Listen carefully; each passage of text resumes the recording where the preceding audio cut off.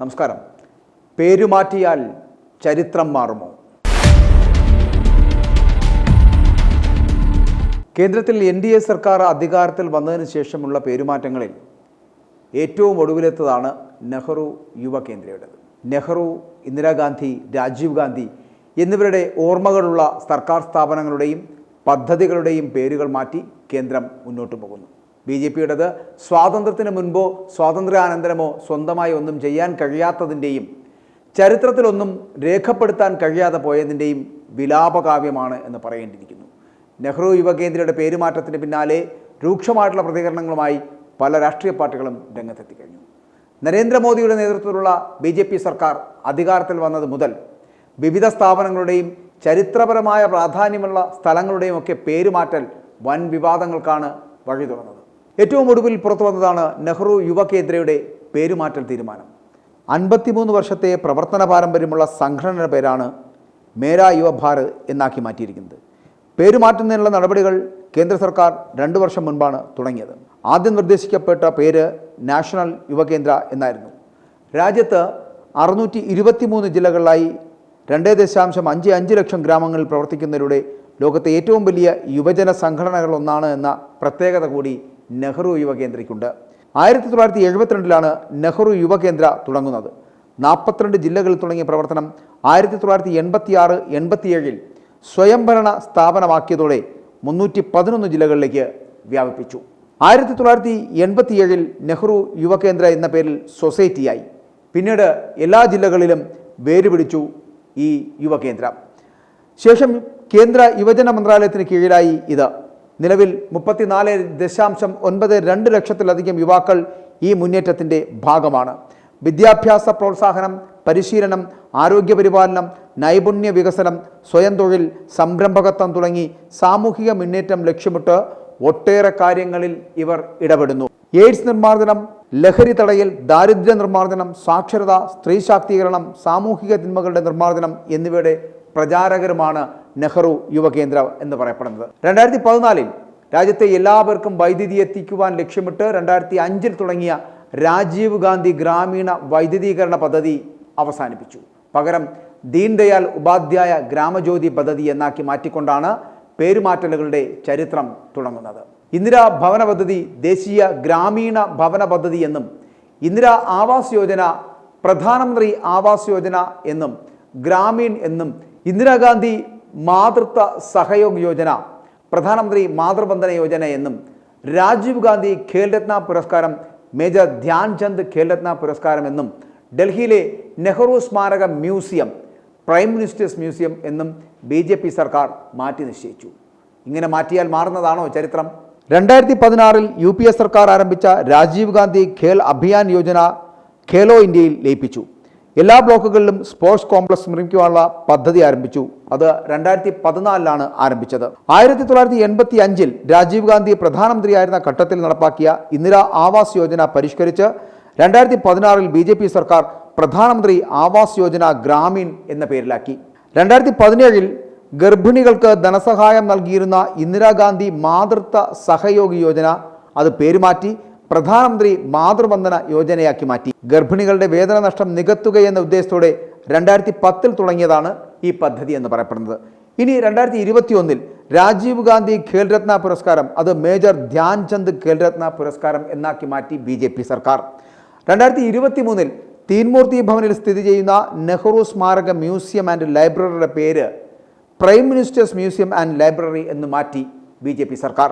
2023 കേന്ദ്രീയ വിദ്യാലയങ്ങളുടെ ദേശീയ ശാസ്ത്ര ഗണിത പരിസ്ഥിതി ശാസ്ത്രമേളയുടെ പേരിൽ നിന്ന് നെഹ്റുവിനെ അങ്ങ് ഒഴിവാക്കി. Jawaharlal Nehru national science mathematics and environment exhibition എന്ന പേര് രാഷ്ട്രീയ ബാൽ വൈജ്ഞാനിക് പ്രദർശനി എന്നാക്കി മാറ്റി. ചുരുക്കത്തിൽ കോൺഗ്രസ് നേതാക്കളുടെ പേരിലുള്ള എല്ലാ സ്ഥാപനങ്ങളുടെയും പേര് BJP സർക്കാർ മാറ്റിക്കഴിഞ്ഞു. ഏറ്റവും ഒടുവിലത്തേതാണ് നെഹ്റു യുവകേന്ദ്രയുടെ മേരാ യുവ ഭാരത് എന്ന മാറ്റം. സ്വാതന്ത്ര്യത്തിന് മുൻപോ സ്വാതന്ത്ര്യാനന്തരമോ പോലും സ്വന്തമായി ഒന്നും ചെയ്യാൻ കഴിയാത്തതിൻ്റെ, ചരിത്രത്തിലൊന്നും രേഖപ്പെടുത്താൻ കഴിയാതെ പോയതിൻ്റെ വിലാപകാവ്യമാണ് സംഘപരിവാർ ഇപ്പോൾ എഴുതിക്കൊണ്ടിരിക്കുന്നത് എന്ന് പറയേണ്ടിയിരിക്കുന്നു. ഇത് ആര് കുറ്റപ്പെടുത്തിയാലും കുറ്റപ്പെടുത്തലുകൾ തന്നെയാണ്. ചരിത്രമാണത്, അതിനെ വളച്ചൊടിക്കാൻ കഴിയില്ല. ചരിത്ര സ്മാരകങ്ങളുടെയും പുരാതന നഗരങ്ങളുടെയും ജ്ഞാനോപകാര പദ്ധതികളുടെയും പേരുകൾ മാറ്റിയും പാഠപുസ്തകങ്ങൾ വരെ തിരുത്തലുകൾ വരുത്തിയും തങ്ങൾക്കിഷ്ടമില്ലാത്തവരെയൊക്കെ ചരിത്രത്തിൽ നിന്ന് മായ്ച്ചു കളയാൻ സംഘപരിവാർ ശ്രമിക്കുന്നത് ഭയം ഉള്ളിൽ തട്ടിയത് കൊണ്ട് മാത്രമാണ് എന്ന് പറയേണ്ടിയിരിക്കുന്നു. 1972 നെഹ്റു യുവകേന്ദ്രം പ്രവർത്തനം ആരംഭിച്ചത്. ഗ്രാമീണ യുവാക്കൾക്ക് രാഷ്ട്ര നിർമ്മാണ പ്രക്രിയയിൽ പങ്കാളികളാവാൻ അവസരമൊരുക്കുക, അതോടൊപ്പം തന്നെ അവരുടെ വ്യക്തിത്വ വികസനത്തിനും വികാസ പ്രവർത്തനങ്ങൾക്കും അവരെ ഭാഗമാക്കുന്നതിന് വേണ്ടിയിട്ട് തന്നെയാണ് ഇവ സ്ഥാപിതമായത് പോലും. താഴെത്തട്ടിൽ പ്രവർത്തിക്കുന്ന ഏറ്റവും വലിയ യുവജന സംഘടനയായിട്ടാണ് നെഹ്റു യുവകേന്ദ്ര അരനൂറ്റാണ്ടിലേറെ പാരമ്പര്യവും ഒപ്പം തന്നെ പൈതൃകവും പേർന്ന നെഹ്റു യുവകേന്ദ്രയെ പെരുമാറ്റം കൊണ്ട് കൈപ്പിടിയിലാക്കാൻ ശ്രമിക്കുന്നുണ്ടെങ്കിൽ സംഘപരിവാർ മൂഢസ്വർഗത്തിലാണെന്ന് പറയേണ്ടിയിരിക്കുന്നു. അതുതന്നെയാണ് അതിൻ്റെ സത്യവും. ചരിത്രത്തെയും ചരിത്രബിംബങ്ങളെയും എത്രത്തോളം സംഘപരിവാർ ഭയക്കുന്നുവെന്നുള്ളതിന് ദൃഷ്ടാന്തമാണ് പേരുകൾ നീക്കം ചെയ്യുന്നതെന്നും അതുവഴി ചരിത്രഹത്യ നടത്താൻ കഴിയുമെന്നത് വെറും തെറ്റിദ്ധാരണ മാത്രമാണ് എന്നും സംഘപരിവാറും മോദി സർക്കാരും തിരിച്ചറിയേണ്ടതാണ്. സ്വാതന്ത്ര്യത്തിന് വേണ്ടി പോരാട്ടം നടത്തിയവരുടെ അടക്കം പേരുകളിലുള്ള സകല സംവിധാനങ്ങളെയും ഇങ്ങനെ പേരുമാറ്റി RSS സംഘപരിവാർ അജണ്ട നടപ്പിലാക്കുവാൻ നടത്തുന്ന ശ്രമത്തിൻ്റെ ഭാഗമാണ് ഇതെല്ലാം. സ്വാതന്ത്ര്യ സമരത്തിൽ പങ്കെടുത്ത നേതാക്കളുടെ ഒരു പേര് പറയാനില്ലാത്തതിൻ്റെ പ്രതിസന്ധി പേരുമാറ്റലിലൂടെ നടത്തി അതിൽ ആത്മസംതൃപ്തി തേടുകയാണ് മോദി സർക്കാർ. നാളെ ഗാന്ധിജിയെ വരെ മാറ്റിപ്പറയുന്ന കാലം വിദൂരമല്ല. പകരം ഗോഡ്സെയെക്കുറിച്ച് നമ്മൾ പഠിക്കേണ്ടി വരുമായിരിക്കും.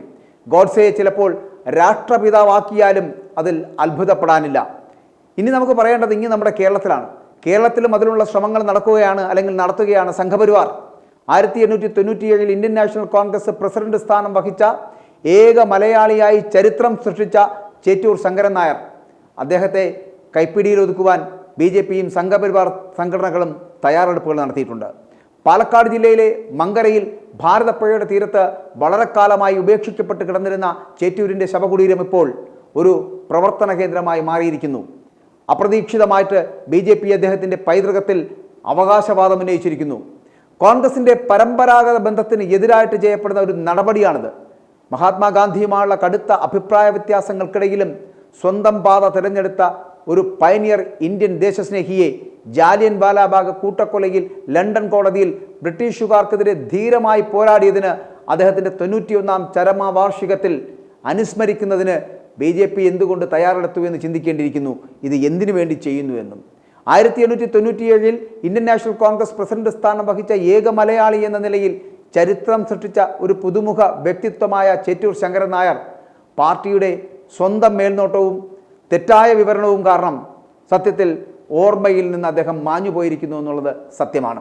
2020 വരെ അദ്ദേഹത്തിൻ്റെ ചരമവാർഷികത്തിൽ പോലും ആരും അദ്ദേഹത്തെ ഓർക്കാൻ മെനക്കിട്ടില്ലായിരുന്നു എന്നുള്ളതാണ്. കുടുംബാംഗങ്ങൾ പോലും അത് കാര്യമാക്കിയില്ല എന്നുള്ളതാണ്. ചേറ്റൂരിൻ്റെ കുടുംബാംഗങ്ങൾ രാഷ്ട്രീയത്തിൽ സജീവമായി ഇടപെട്ടിരുന്നുവെങ്കിൽ കെ കരുണാകരനെയും ഉമ്മൻചാണ്ടിയെയും പോലെ അദ്ദേഹത്തിൻ്റെ പാരമ്പര്യം കോൺഗ്രസിനുള്ളിൽ ആഘോഷിക്കപ്പെടുമായിരുന്നു. നാളെ കെ കരുണാകരനെയും AK ആൻ്റണിയെയും ഉമ്മൻചാണ്ടിയെയും വരെ ചിലപ്പോൾ BJPയുടെ നേതാക്കളായി പാടി പുകഴ്ത്തുമായിരിക്കും. അത് കേട്ടില്ല എന്ന് നടിക്കാൻ കഴിയില്ല. ചരിത്രത്തെ ഇങ്ങനെ മാറ്റിമറിക്കുവാൻ BJP കാണിക്കുന്നത് അവരുടെ സാംസ്കാരിക ശൂന്യതയാണ് എന്ന് പറയേണ്ടിയിരിക്കുന്നു. പക്ഷെ ഒരു കാര്യം ഓർക്കുക, ഇങ്ങനെ പേരുമാറ്റിയാൽ തീരുന്നതാണോ ചരിത്രമെന്നുള്ളത്? അത് ചിന്തിക്കേണ്ടിയിരിക്കുന്നു. പേരുമാറ്റിയാൽ മാറിപ്പോകുന്നതല്ല ചരിത്രമെന്ന് മനസ്സിലാക്കുവാൻ BJP ഇനിയും ഒരുപാട് ദൂരം സഞ്ചരിക്കേണ്ടിയിരിക്കുന്നു. i2i News, an eye for truth. i2i News subscribe ചെയ്തിട്ടില്ലാത്തവർ ഇപ്പോൾ തന്നെ സബ്സ്ക്രൈബ് ചെയ്യുക. നോട്ടിഫിക്കേഷൻ ലഭിക്കുവാൻ ബെൽ ബട്ടണും അമർത്തുക.